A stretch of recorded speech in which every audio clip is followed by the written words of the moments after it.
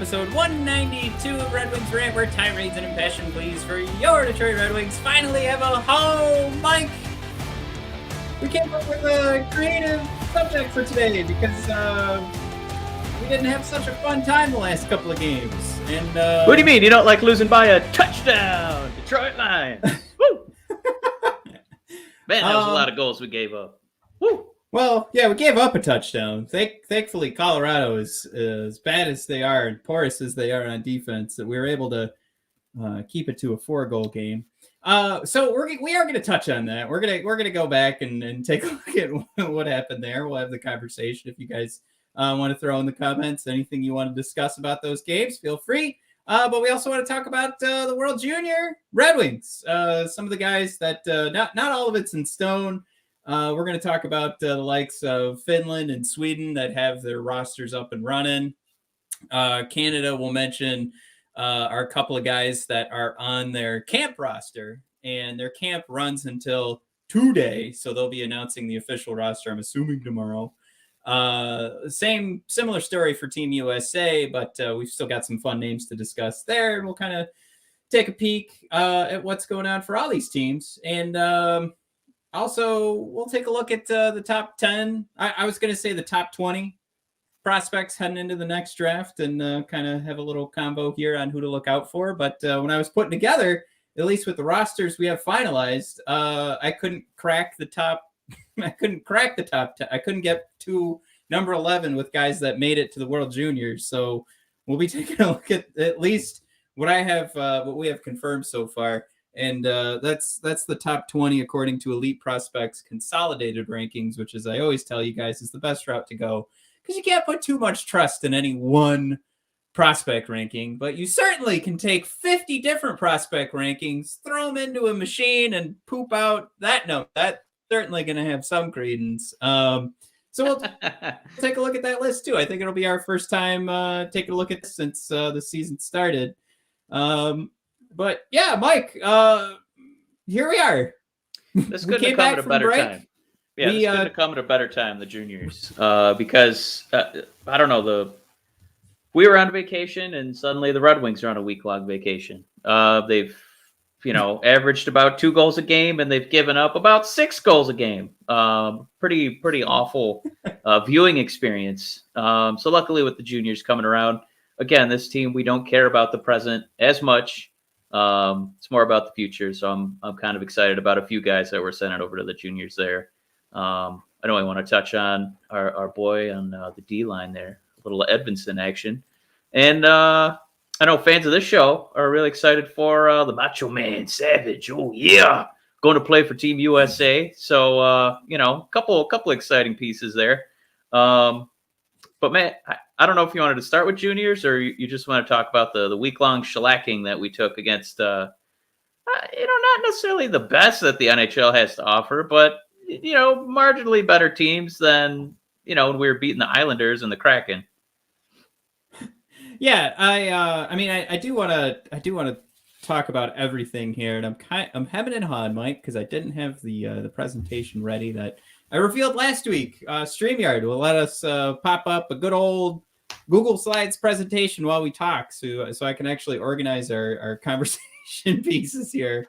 So I can cue that up right now. We can at least we'll have a couple of these up.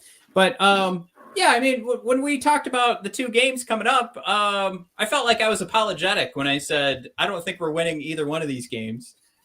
We had to come up with the scenario that Nedeljkovic had to play his nuts off, and we also had to stay out of the penalty box, which was certainly not the case in St. Louis. So we just couldn't stay out of it.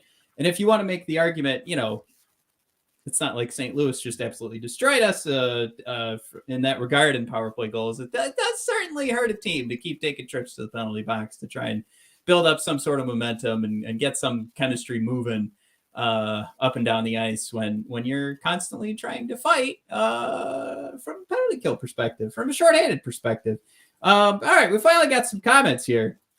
Silver 3344. Now Ned gave 4 over the 2 games and seemingly the exact same spot on the ice. No, I think you're referring to specifically a shot coming from a specific point on the ice is what you're saying. I'm sure there's some cause of concern to take a look at that, but that would have to follow for the rest of the season. We don't want to pull anything from 2 games and say they figured out Nedeljkovic. I still look at that Colorado game, and for how unbelievably badly we were outshot and outchanced, I did point out, in at least our notes here, Mike, Ned actually still came away with an okay game. I think I have the exact numbers, and I can read these off here in a second. But for the 2 games, we were on the losing side for expected goals for percentage. More so in the Colorado game. So St. Louis, it was almost a 50-50 game in regards to 5-on-5 chances. For Colorado, though, we were at 35%. But this is where the point to be that Nedeljkovic still was not that bad. He had a positive goals saved above expected of 0.37. So is 0.37 a massive number? No. But the Red Wings were so porous defensively. Terrible. That they put up so many chances that this mirrored how many goals Nedeljkovic gave up. I mean, when you talk about a 7-goal game, you're not really expecting to see a goalie to have a goal saved above expected in the positive. You're going to look at that, and your expectation should be that number would be in the negative. Like, of course, the goalie had a bad game. Of course, they gave up more goals than what was expected. But no, gave up less goals than what was expected. So Nedeljkovic, problem in the Colorado game, not in my book. But I know where you're coming from there, Silver, and it's really more or less something to keep in mind. If you have notation of exactly where those shots are, please throw them down in the chat. Brad, throwing in there our scary moment of the week. Of course, while we were Brad. Lucas Raymond going down with the knee to knee. I mean, thankfully he came back. I don't know what would have been worse. Honestly, there really couldn't have been a worse ending to that game if Lucas or Mo Seider ended up with a long-term injury, because now Seider's scared us a couple of times so far this season by missing like the 3rd period of a game from an injury. And then we see him skating the next day. I'll take a huge breath and relax, and the anxiety is released a little. With same story for Lucas. If there was any shot at him missing time, like you and I just said, this is how you just started the episode. We got destroyed, and we're going to talk about the future because that's what's important. So what we don't want to find is any of our young cats falling behind games-wise. So yeah, Mike, I'm talking a lot here. I mean, literally these other teams are taking us out at the knee, and less metaphorical when our beloved rookie was out there taking a knee to the knee hit. It's tough, right? Because we're starting to really get a feel for this team, that we knew going in this wasn't a Stanley Cup contender team, but it really is such a bipolar experience as a viewer. Where at home, it looks like an engaged, energetic team that's there from, the first whistle, the first drop of the puck, all the way to that final horn. And on the road, man, it is a wildly different story. It's I don't know if we're just coming to grips with this is what it's like to have a real 500 team, for them to have such a drastic split, where they do have a home record that is up there with the best of the NHL. But man, on the road, I don't know if they. I don't know. I don't know if they're just getting out. Like, we know that there are instances where are going to be the other team has more talent this season. I think that a lot of us would take the second and third lines of Colorado over our lines. But man, just if you're not buckled in for a shootout, the Red Wings they're able to do that with a couple teams. But man, this was a huge mismatch here, Matt. And I think I'm glad to kind of look ahead, at the schedule that we have coming forward, and be happy to see some Islanders games on the way. And point I wanted to make too, before we jump to the Islanders game, that we went 2 straight games of kind of just choosing how we wanted to fail. a ton of goals because the one side was, I would say it was actually bad goaltending in St. Louis, where I mentioned that goals saved above expected. We actually had a combined -3 between Greg and Ed.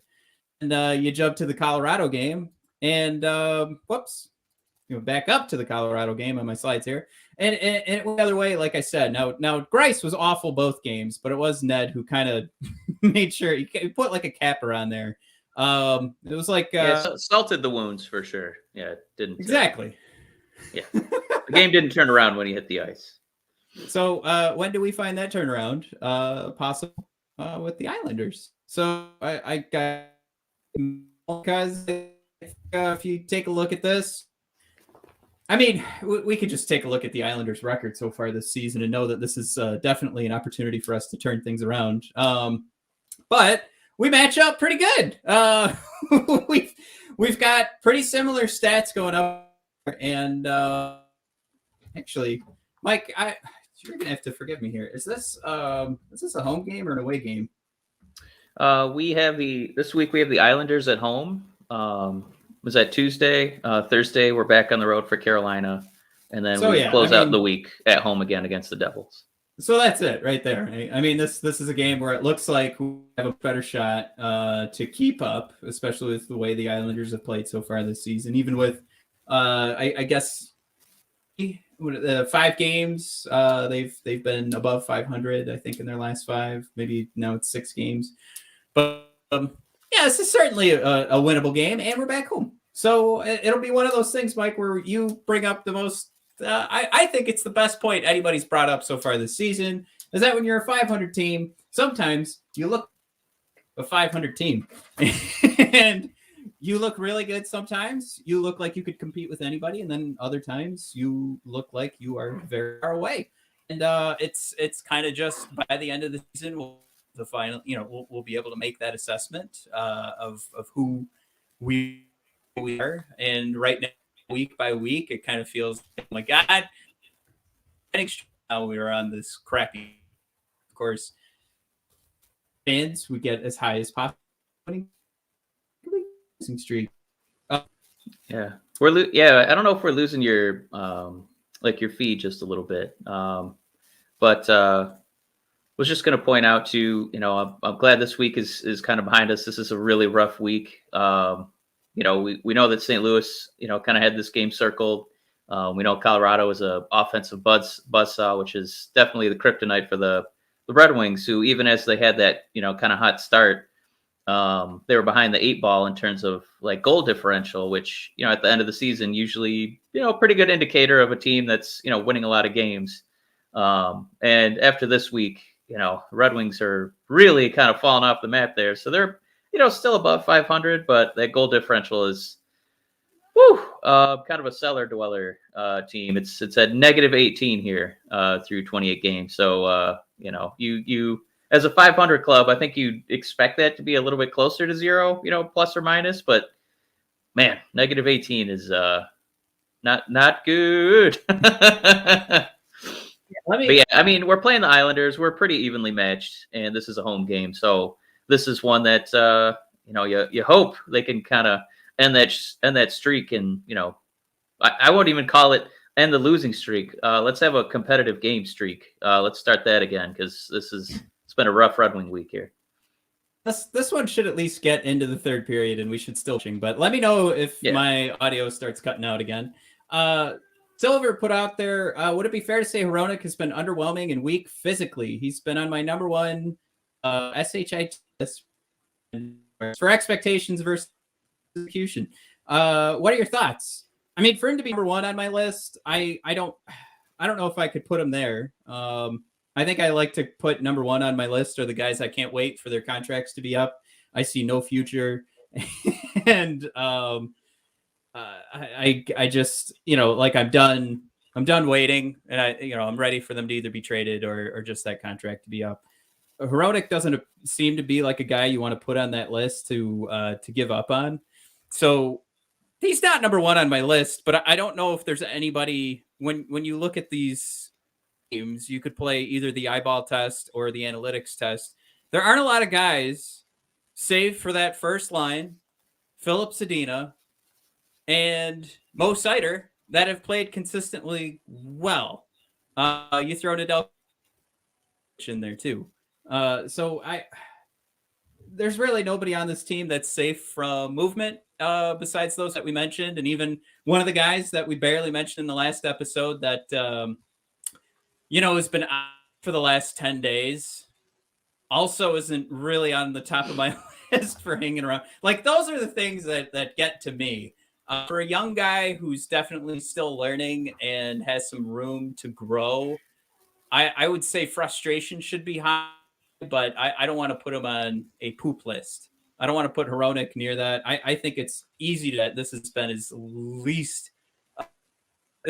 worst season. So yeah, and I don't want to talk about production, about getting pucks out of the zone, not turning it over, playing a clean game that way.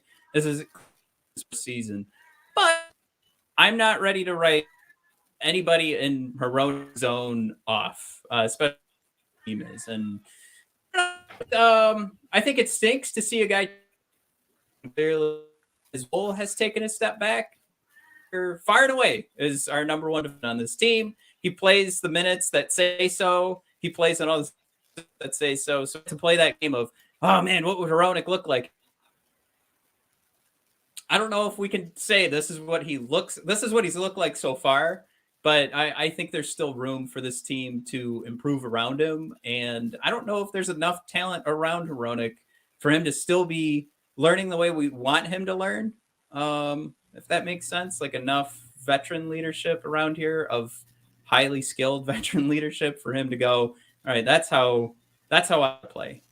Where I think we're just lucky with Mo Seider, where it just looks like the gift is there, the hockey smarts, the awareness, and just the God-given ability to play the sport. Like that seems to just be there no matter what happens with Seider. I think we got with Hronek. I don't want. I think sour on him. I think what maybe Silver was getting at is something that you and I have talked about, where it's just kind of more about like frustration, I'd say, and kind of like being a dad, just a little disappointed because it kind of felt like incredibly our beloved Mark Stahl, assistant captain, did make positive contributions. It felt like Nick Leddy was going to be a win now player, as Yzerman labeled him.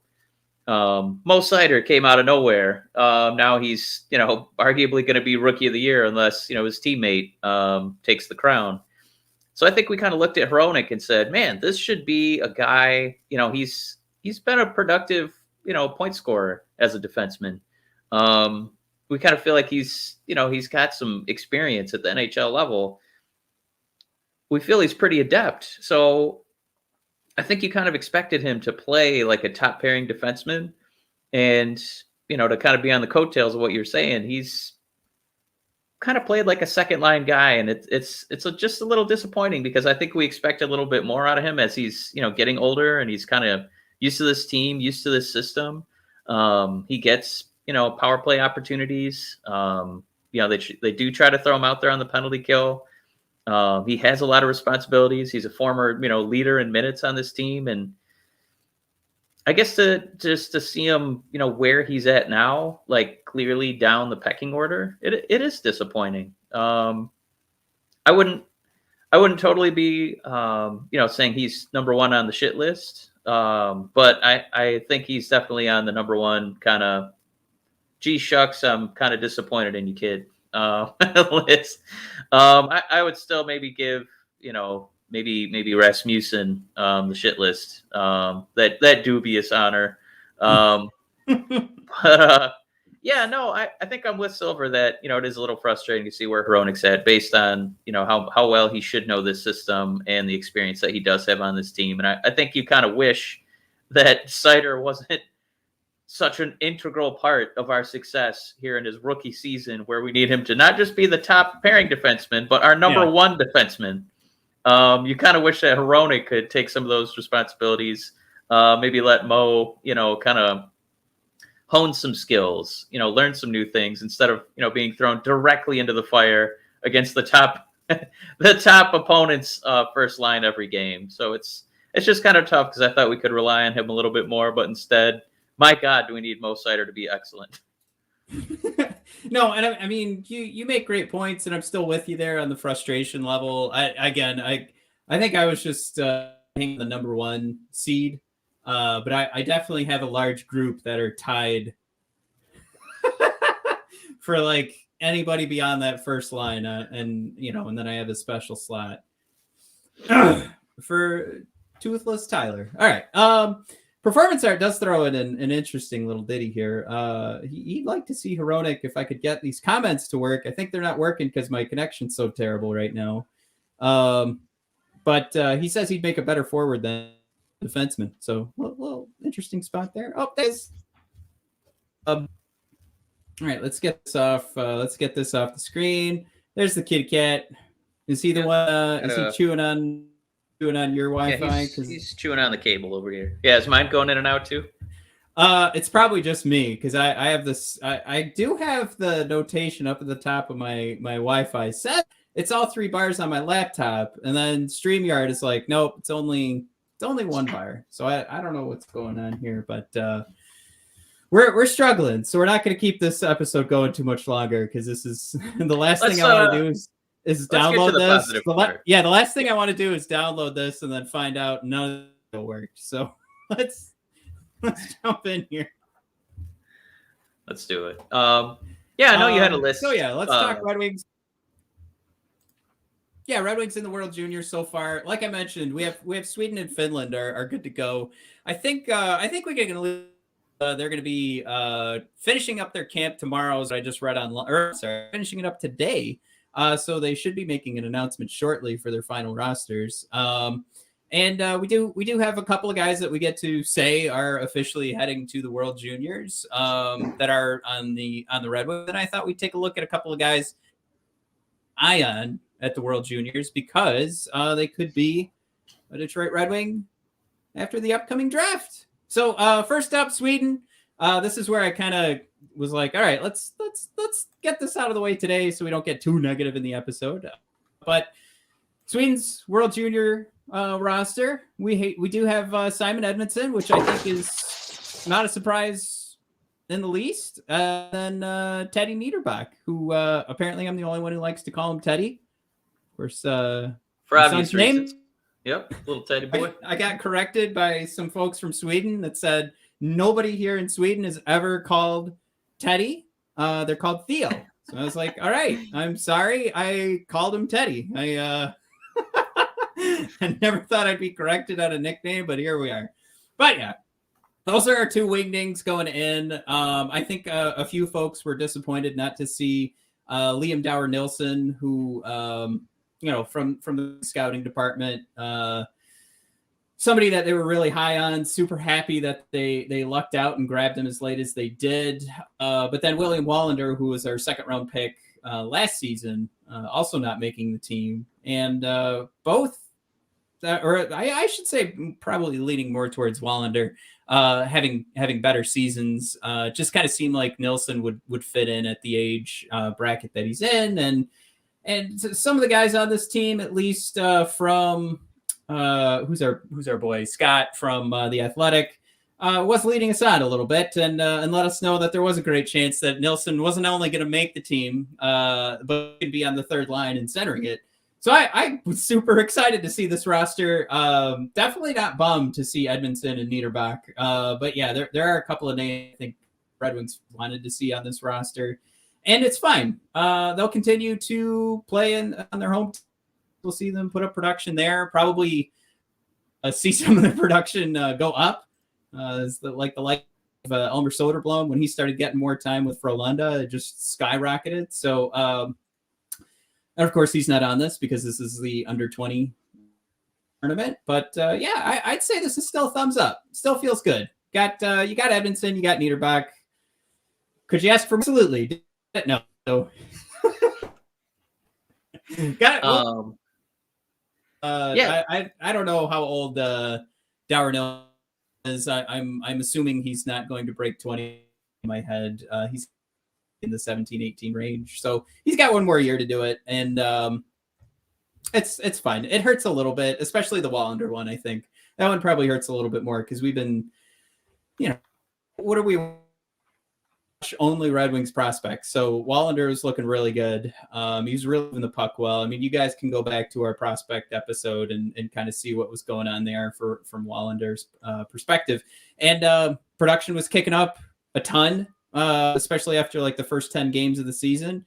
And I think beyond that, it was just the eyeball test. Like everything you wanted to see from Wallander started to click. Like the things that you would have drafted him for, or how he will produce him over in Sweden. So yeah, definitely a bummer, but here we are. Yeah, and I'd say too one kind of exciting thing is the NHL Network is really getting behind this tournament. So they're kind of patting themselves on the back here that this is going to be this is the time you could actually watch the entire World Junior Tournament. When when that championship is right around Christmas, they're going to have all the TV rights. So I happened to find my cable provider was on there. So if you do get NHL Network, woo! And there's Red Wing road games, you can turn this on, and kind of watch all these games. So a little void filler there, while you're waiting for the Red Wings to be a competent road team. Yeah, it'll be December 26th through. Yeah, there's like exhibition play, I think, for like a week. Doesn't look like that's quite televised. You'll be able to get like highlights on YouTube and stuff like that. Can you hear me? But I think I signed off you for skipped a second there. Yeah, you skipped out for a second. Yeah, December 26th to January 5th. It does just throwing this out there. It does look like there's like Switzerland, Slovakia, Germany, Finland, Russia, US on Friday, December 25th. So that is not the exhibition play. So it looks like Christmas and forward. You can watch that.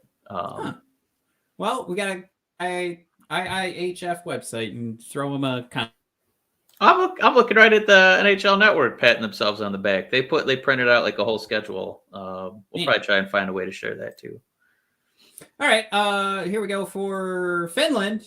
Eemil Viro. Of course, we got to watch him last year, playing in the same tournament. I actually remember thinking that I guess I wasn't as excited for Viro until I saw him in this tournament and saw him moving the puck.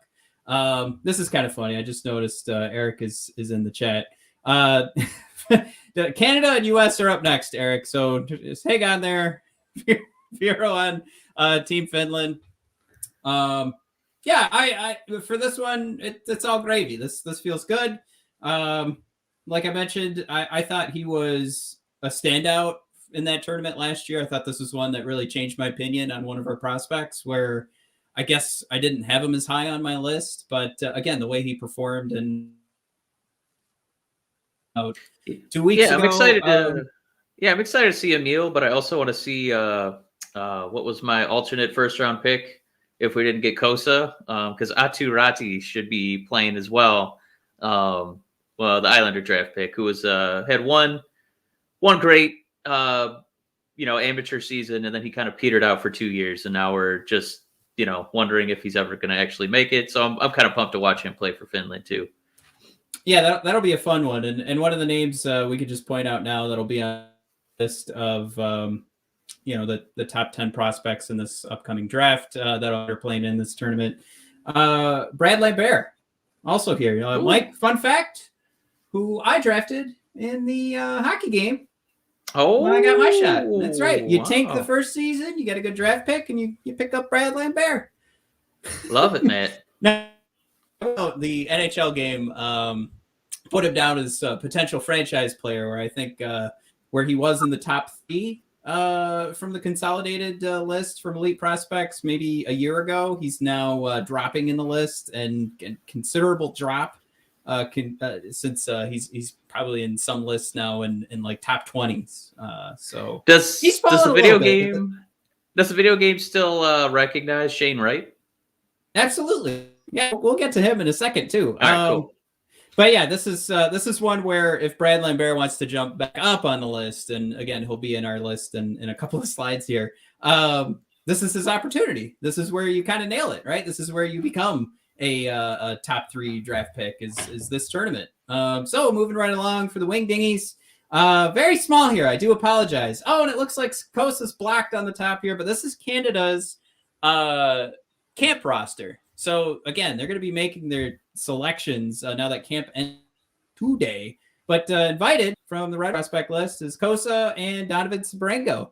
No, I have no notes of what's going on in regards to their camp, but should be interesting to see what happens with Cossa, because we know his nuts off for the Edmonton Oil Kings. So if that continued in camp, of course, Cossa will continue to roll. And we know with Donovan Sebrango, he's one of the few guys that's getting minor league hockey experience as opposed to other players getting junior experience or college experience. So Sebrango's seeing adults, and I think that should play well for him. But also, when you look at the type of player Sebrango is, you'd really have to be filling out this roster to be more strategic, where you want to have not just like a bruiser type, but a stronger defensive type defenseman. And Canada is going to have a lot of talent to choose from, and I don't want to take anything away from Sebrango. I'd be so happy if he made it. I just am preparing myself for the worst, that they're going to go, elite level scoring from offense and defense. It's just what I expect from Canada, because they are always able to do it.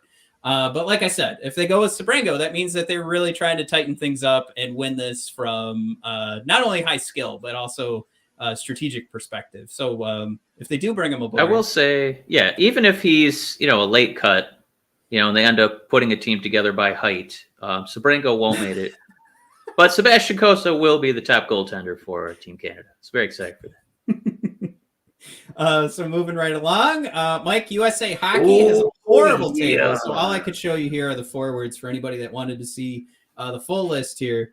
But Carter Mazur playing for the University of Denver right now. And Mike, your boy, go ahead. Macho Man, Red Savage, yeah. It's going to be forming the mega power. That's right, mega powers. Yeah, Carter Mazur. Yeah, Carter being the 3rd round pick for the Red Wings, and Red being the 4th round pick, both coming in this past year's draft. Holy shit, this is Team University of M. We got a lot of Wolverines. We got a lot of, what's the Minnesota mascot? Are they the Badgers? The Gophers. Gophers. Golden Gophers, right? Yeah, right. There we go. Yeah, a lot of Michigan boys Wisconsin. in here. Yeah. We got all these weasel-shaped animals in the Midwest.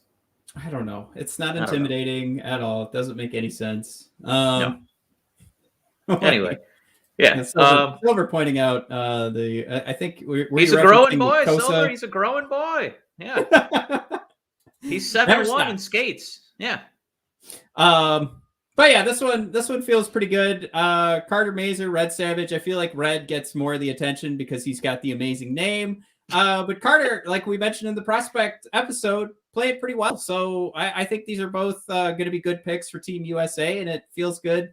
If you need a reason to cheer for Team USA, if you are, actually in the States, I know we have a lot of Canadian Red Wings fans that watch the show, but if you need an extra reason, if you are in the States, to root for the US, the World Juniors, there you go. It'd be fun to watch Carter and Red in there, especially Red. Jesus, I just want to see that name on the back of a jersey, and I want to see if he's actually going to tear somebody up. But so we know he does have a lot of stick handling skill, so he'll just be ripping people up, dipsy doodle in between laps. I don't know if there's just a dearth of American talent, but I think he's one of only 2 4th-round picks to be invited. Yeah, actually, I see a 7th rounder peppered in there. I see a 5th rounder, but 4th rounders, he's one of 2. So good for you, Red. I would point out, in regards to the dearth of talent, that there might not be a ton because of how low they are in the draft, and all the defensemen are already drafted, and you don't have a lot of 2022, 2023 eligible players like we saw on the Canadian roster, who they do have Connor Bedard, who's not even eligible to be drafted this upcoming year. And then he's just that damn good. And he's one of the few U18 tourney players that has turned in a doubled point total per game. Can I ask only a silly the third question? player in Canadian history to do that, along with Connor McDavid and Jonathan Toews. But yeah, go ahead. Do you have the defenseman? The list for that? For USA? Yeah, I was just as long as I'm going on and on about the mega powers. Yeah. Is Owen Powers going to be there? My Are we going to get a taste of him? Owen Power? Sorry. Isn't my man Canadian? Yeah, he's on our Canadian roster. My apologies. No, it's okay. I was thinking of U of M. That's No, that makes sense. I didn't pull it, like I said, because they had this horrible table that I couldn't shrink anymore. So that's why I only pulled the forwards. No Red Wings on defense or the goalies. So that's why I stuck with the forwards there. I can pull that up in a minute if you want. This is great podcasting. Sure is. That's how everybody likes to see how the sausage is made. Anyway. Sorry, man. Owen's in there. So you've just got him jumping across the border up north. All right. So here's the last thing I wanted to talk about was everybody here on the 2022 consolidated list from Elite Prospects. So we're looking at our top 10 guys that will be confirmed in the junior tournament. There's only one I think I need to point out here in this top 10 who's actually not circled. The way I have these yellow boxes, it looks like he is Matty Savoy of the Winnipeg Ice. And you know what? And also playing in Liga, number 6 there on the list, Juraj Slavkovsky. I can't make a comment as to why they're not on these lists. They could just be too young. But here's everyone you just have to keep an eye out for. So playing for Canada, Shane Wright, right? He's projected to be the number 1 pick, and as horrible as it is that everybody is starting to say he's going to be a bust number 1 pick, he's there anyway. He's listed as number 1. Mike, fickle. It's one of those things where if on the hockey news, if you've been taking a look at how they've described his game, it's gone from the high skilled Connor McDavid game to being closer to Jonathan Toews. Now, Toews is not skilled, but when you talk about Jonathan Toews, everybody wants to talk about his leadership and his presence in the room first, and then they talk about how what comes along with that is a highly skilled center.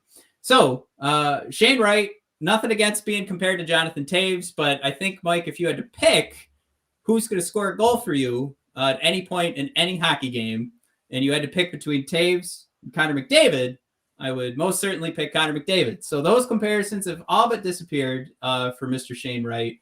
Doesn't mean he's going to be a bad draft pick, in my opinion, but that's at least for the people who are smarter than me, because they do the scouting all the time. That's where they're leading. That's where they're heading. It is possible, Mike, that Shane Wright will become a Detroit Red Wing because he falls down the draft list. I gotta say, got to throw that out there. What an unenviable position. To be that Red Wing draft pick here in the next season. And I thought you meant to be forecasted to be the number 1 pick for like 5 years. Oh, and to bottom out. No. And I just mean we are going to be so spoiled where basically, we almost got Lucas and Mo Seider immediately. They kind of had one season of minor league hockey, and then they were called up and were immediate. It could arguably both be all-stars right now. And now, if we end up getting Shane Wright, we're going to be like, well, I think you know where the bar is. There's Lucas Raymond over there. He's leading the league in points. So what do you got for us, Shane? So even if we do end up getting that guy, I hope that Red Wing fans are kind of buckled in that usually it takes, a couple seasons. This is pretty rare territory. Especially not with one of those guys, let alone two of them.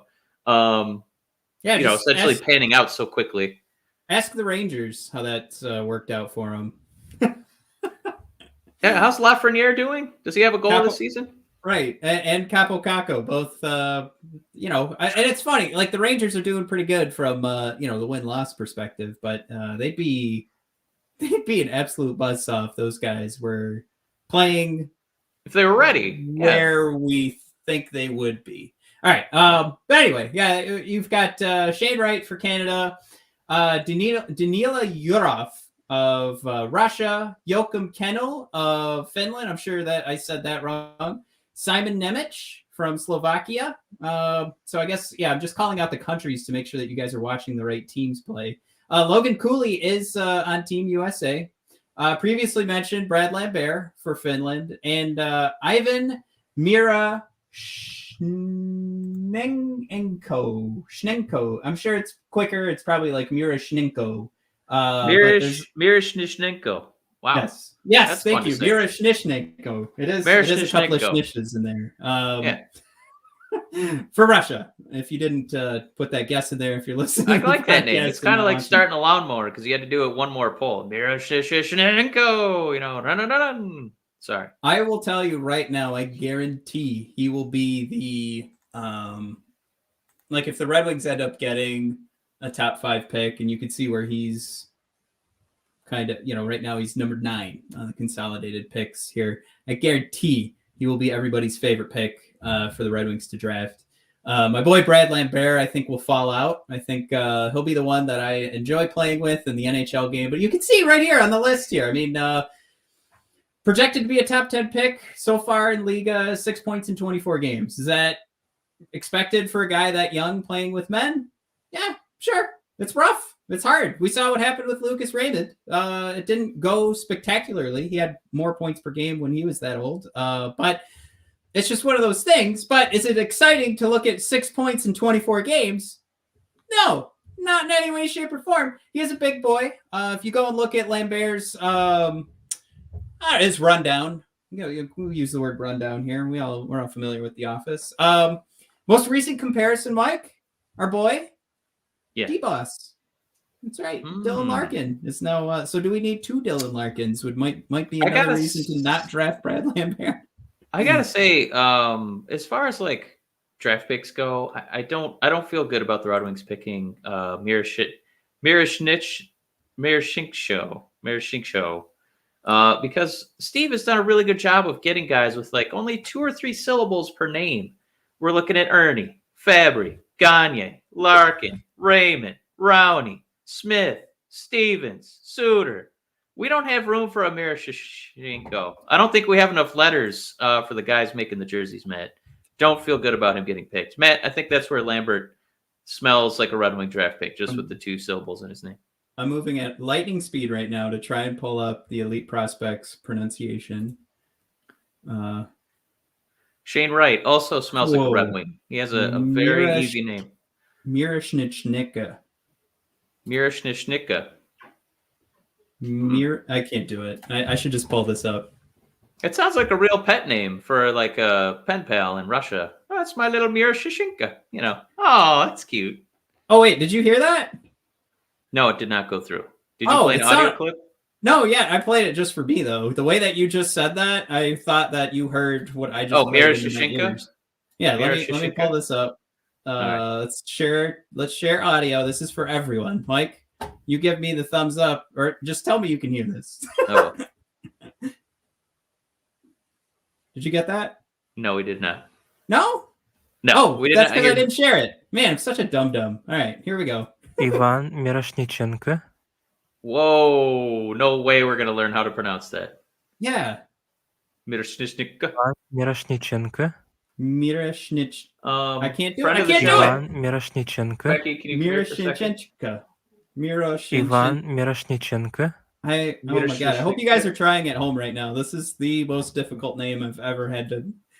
I mean, this is too, like, for all the people that tell us we mispronounce names. I mean, Stutzla. We kind of had that one. Yeah. Miroshnichenko. There's extra letters that guy's thrown in there. Miroshnichenko. I feel like we need Ivan Miroshnichenko. We need like Jan, who works for Delta Airlines, and she's in customer service to learn how to say this name and say it for Ivan me. Miroshnichenko. I can't. It does. The letters don't add up. It's not the same. I think Miroshnichenko. But there's like an R in there that he's saying. There's an extra R. He's got like a Miroshnichenko. See, Silver threw this out there, but that is not what I hear. Yeah, he's throwing it. Miroshnichenko. Yeah, it's there's like there's a crust, yeah. Shinshenska is what it sounds like at the end. I hear you, Silver. That's what I want to say. But that's not what I hear. All right, this is a silly game. Mike, I think I hope we all learned something. Really hope we don't draft him. We're gonna have to master that name. Oh my god. I mean, at that point, it's just Miro, right? Yeah, we're calling him Miro from AEW. I think that's the only route I'm taking. Yeah. Miro from. I will only refer to him as Miro going forward. I'm sorry, Ivan. Oh shoot, I didn't even pay attention to that part. Did he prefer? I think it was Ivan. Okay. All right, so I got to wrap up here. I do apologize. I can't get that name right. I don't know how many times we just play that, and I feel like my brain can't keep up with it. But that is, let's wrap that up. That's our juniors making it for the Red Wings, and of course our guys that we hope you guys are going to pay attention to, because they could end up. I mean, right? We went through like 8 out of those top 10 names are going to be in the junior tournament, so you got to figure one of those guys is going to be a Red Wing after the 2022 draft. So there you go. Mike, anything else before we wrap up? We talked about possible win against the Islanders. I will say, I honestly thought we were going to lose to St. Louis and Colorado, and I was apologetic in saying so, but I do feel like we're going to beat the Islanders. So I'll throw that out there.